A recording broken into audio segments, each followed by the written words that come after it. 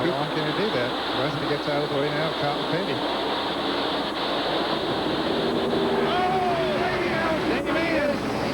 Upside down into the guardrail, side over side, end over end, and Davey Allison has experienced a horrifying crash. Davey Allison. His car is upside down. Fuel is pouring out of it. The safety crew is right there, and the third caution of the day is out. Well, just like on Saturday Night Thunder last night, this is the type of thing that we don't like to see in racing. And of course, it's more apt to happen when the cars are bunched up. And for the first 300 miles of this race, live vehicle coming in with the equipment that they may need to. Davey's car is upside down. Well, that was a good indication. Yes, it was. Yeah. He clapped his hands. Apparently, Davey is talking to them. Yeah, that was a good indication that, hey, we don't need to cut the guy. He's going to be able to get out of here by himself, is what I took from that. That's what exactly the way I read it. Certainly hope that's what it means. Let's take a look at it again. It happened outside of turn 2. See some contact between Darrell Waltrip and Davey Allison, and the car just flew through the air. Well, he got on the air, in the air very quickly. It goes over the top of the guardrail. Yep. Flipped right over the top of the guardrail. It looked very much like Darrell Waltrip's crash at Daytona last year.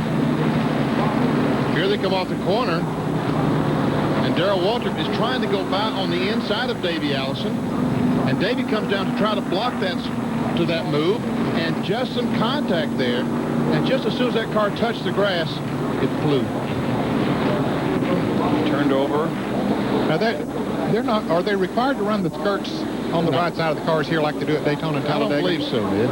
And you can see that once the air got up under the right side of that car, it just flipped it the wrong way. I'll say the wrong way against the momentum that the car had. Well, needless to say, we will closely monitor the situation and pass along any information as soon as it becomes available to us on the condition of Davey Allison, who's had a bad crash here at Pocono.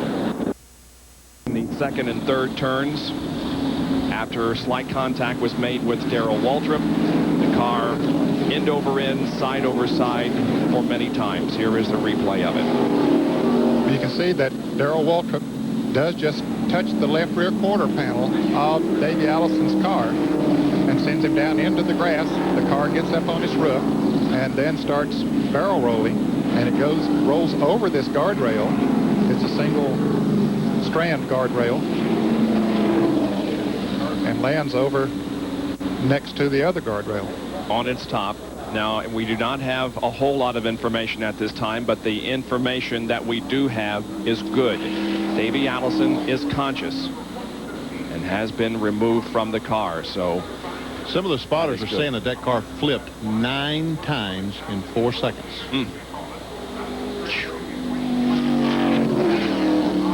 All we can do is just sit here and pray, and I'm sure that if Liz is here, that Max Helton is a blessing to her right now, the minister, the motor racing outreach fellow that follows the circuit, and a fine, fine man. Appearance at Pocono. There is Davey on the stretcher being taken to a gurney that will put him into the ambulance and transported to the nearest medical facility for further attention. And the word we had was that Davey was conscious. We have no other information than that. Remember, this is not too far from the spot that his father, Bobby, was injured. That's right. So severely back in, what was that, 1988? Good sign. Watch closely. There you can see Davey moving his left arm up, apparently to his forehead, and then he puts it back. So he's moving, and he's conscious, and boy, that's good. Left of Davey Allison's Haviland Ford Thunderbird as it overturned about 9 times, we think, in just a matter of seconds between the second and third turns. Well, it looks like Darrell Waltrip's car at Daytona last year, doesn't it? Yeah. It's a very similar looking crash, really. Yeah, most of the sheet metal flying off of it. But the wall on relatively minor one a few laps ago. There we see Jeff Bodine back there in 31st position. He's on pit road with the hood up on the Motorcraft Ford again, so he's still out there trying to make as many laps as he possibly can. Look at that car. Look at that car, man. Right in front of the tires where it went over that guardrail, Ned, between the right rear tire and the main roll cage. And I believe that one is torn up worse than Darrell's was last year at Daytona, if that's possible. Michael Walter coming down pit road with a lot of smoke from the Pennzoil Pontiac. But as that car can look as bad as anything, but yet if that roll cage stayed intact. Here's what caused it. Once again, Davey's trying to block Darrell getting on the inside of him, and they make some contact. And just as soon as he got on the grass, the car just lifted up and flew like we've seen him do at Daytona. And you can see the sheet metal flying off the car, and there's where he hits the guardrail and makes that big dent that Benny was talking about there a moment ago. But it's a tribute to the way these cars are built. The roll cage looks like held up, did its job. Yeah, it does. And the car is actually sitting on top of the roll cage right now. Yeah, we see the door is stuck down inside the roll cage. But that roll bar is standing upright. Looks like it is. In any case, we don't like to see that kind of thing, and we just hope that Davey is not badly injured. We'll continue to monitor his condition as he has been transported to the infield medical facility here at Pocono.